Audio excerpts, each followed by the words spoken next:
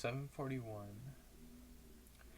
and I want to let you guys know how my campaign materials are progressing. My sheep protectors that I got was a lot. It wasn't from anybody who watched this,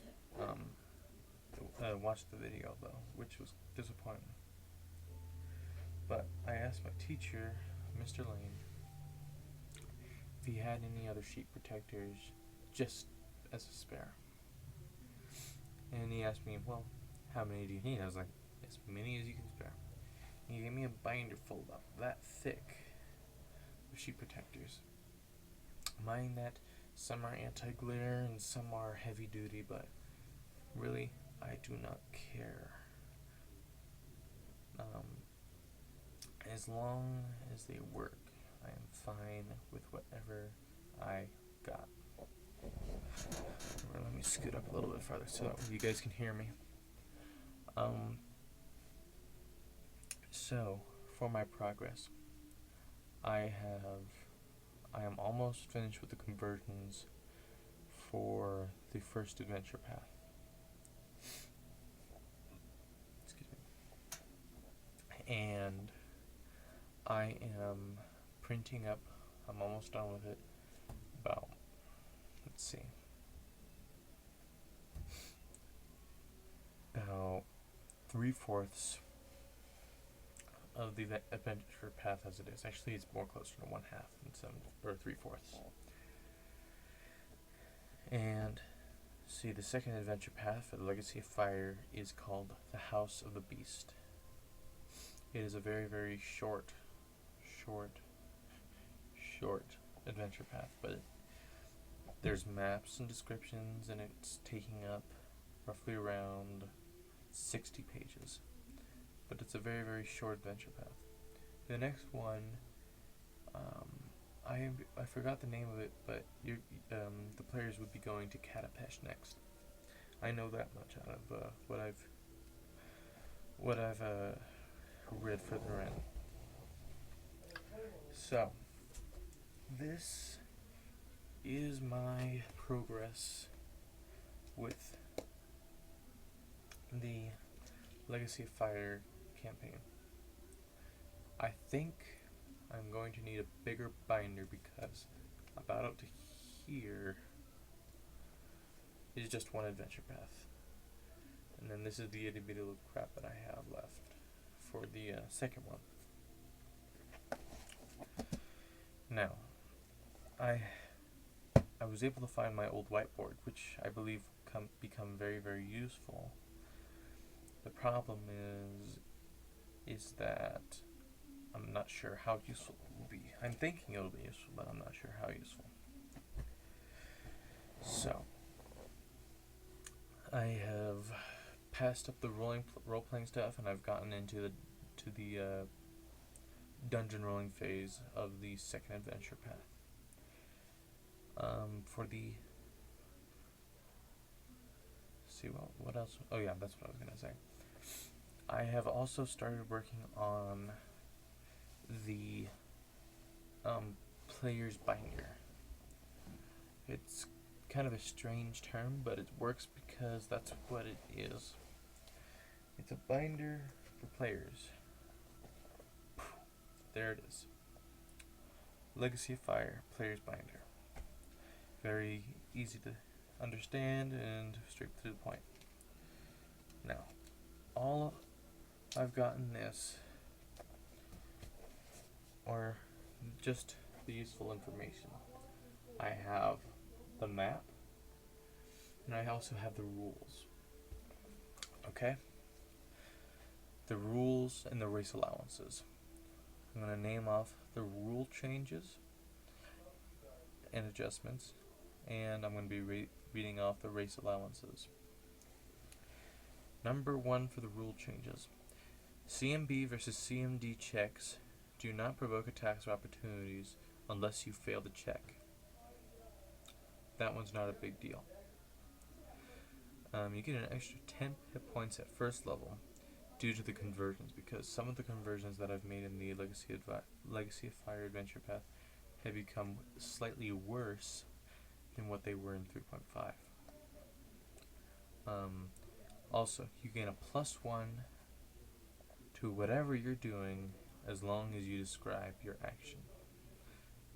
For example, say that you wanted to like magic missiles, those are off limits. You don't get like a 1d4 +2 to damage. You would probably get, say, if you were trying to cast defensively, an extra +1 as long as you described it. So, an example of this, using the magic missile casting defensively act, is I step back away and shoot the skull right between his legs. The skull trying to impersonate the magic missile.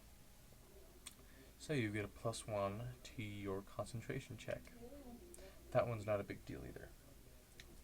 The race allowances that I've come up with, I wanted to have it to where it's within the region that Katapesh is in. There's some from Varisha, which is way up north, but I added it because Varishans travel anywhere they want.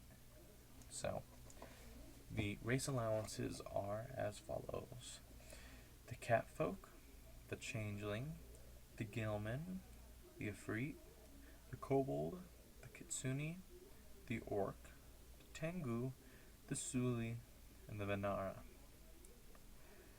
I took a lot of time into whether I should allow custom races or not.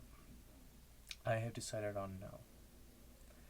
The reason why I've decided on no is because usually when people create their own custom races, it's usually to support a build. I've told you guys what build is in the last YouTube video that I did. Mind that one of my races, the Scorpion Folk, would make absolute sense in Katapesh with savannas, deserts, mountains, wastelands. Perfect sense. The problem is that I have with my Scorpion Folk is that they're highly built around grapple, because they have their pincers and then they have their tails, and if they built them like I built my character Trancathrius, you can grab the person, constrict them, and beat them to death. That is the reason why I didn't want to do that. Nakimas, their aura blasters, I believe are a little too overpowered. That's my opinion.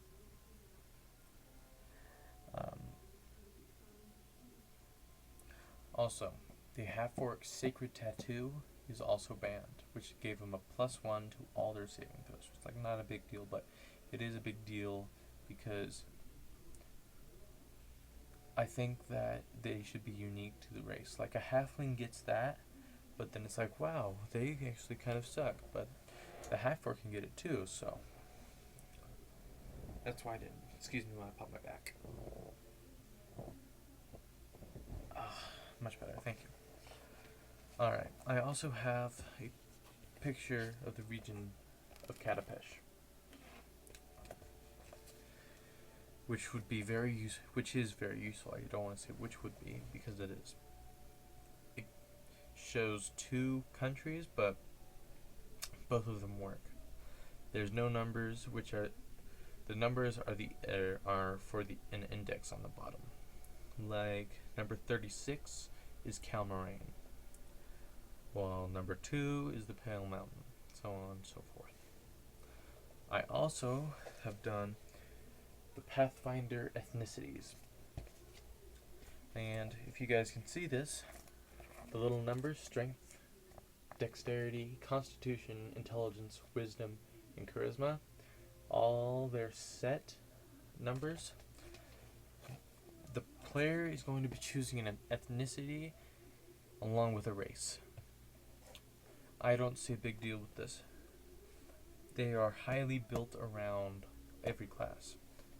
Some, like the Khalids, which are kind of in the middle, are built around the barbarian and fighter ideals. Their strength are 15,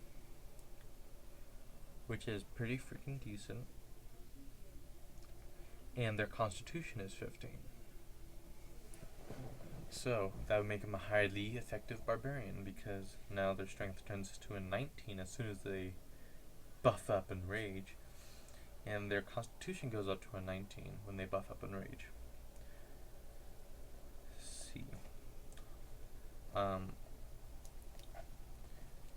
when you guys are doing the races, like say you want to be a dwarf Ulfin, the Ulfins get a 10 to wisdom, and a 14 to constitution, and a 9 to charisma. Dwarves get a +2 to constitution, a +2 to wisdom, and a -2 to charisma. So that 14 for the Ulfin dwarf would turn to a 16. That 10 for the Ulfin dwarf would turn to a 12. And the charisma of a 9 for the Ulfin dwarf would turn to a 7. And then you leave it. You customize your attributes as you go up in levels, getting the 4th level, 8th level, 12th level, 16th level, and 20th level stat boosts. They're not a lot, but they're enough to get some of your stats up. For example, the strength would be 1, the dexterity would be 1 for the Ulfin dwarf, and intelligence, that's for 12th level. I thought that would be very, very useful and very easy to understand. Now, I've also put the Pathfinder player companion of the Legacy of Fire into the player's binder. I want to say it's a handbook, but it's not. I've shown you guys the picture of Katapesh already, the primitive one. If I haven't, well, I'm happy that now you get to see it. Now, I also have the factions. These are the major factions, kind of like in today's world, the Make-A-Wish Foundation. There are 6 pages worth of different factions, all dealing with a certain kind. Now, some of the iconic characters, like the Bard, their pictures in it, along with the Ranger. There are 2 reasons for this. 1, I couldn't find a picture for them, and 2, they make sense for the reason why they are pictured there. Well, probably because they went there, and graduated there, or did whatever they did there. Also, in the back, this was supposed to be in the adventure path, but I decided to put it in the back anyways, even though it's supposed to be for DMs. And that is the part of Sarenrae. She is the most popular and the most powerful god in Golarion. She is the god of fire, breath of light, and the one who is responsible for putting the god of destruction, Rovagog, away. In one of these videos, I will go through all of the deities for you, so that way you guys have a better understanding of what the deities are. So, this small section, it's about 5 pages, all right here, basically describes Sarenrae. That top quote that you just saw, this right here, is from her holy book, The Birth of Light and Truth. This is supposed to be her. I know it's grayscale and you don't get a really good representation of it being like colored like it should be, but it works for the intended purpose, which is just to show you what she kind of looks like. It describes the cleric roles. It declares the holidays, amperisms. There's a customized summon list, which is where you can summon a Janny at a summon monster 6, which is a 6th level spell, so not until their 12th level. So I'm happy about that. And that all created the player's handbook.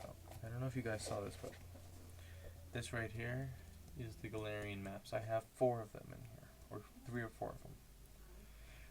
For each, well, for most of the players, in case they need to take a look at the map.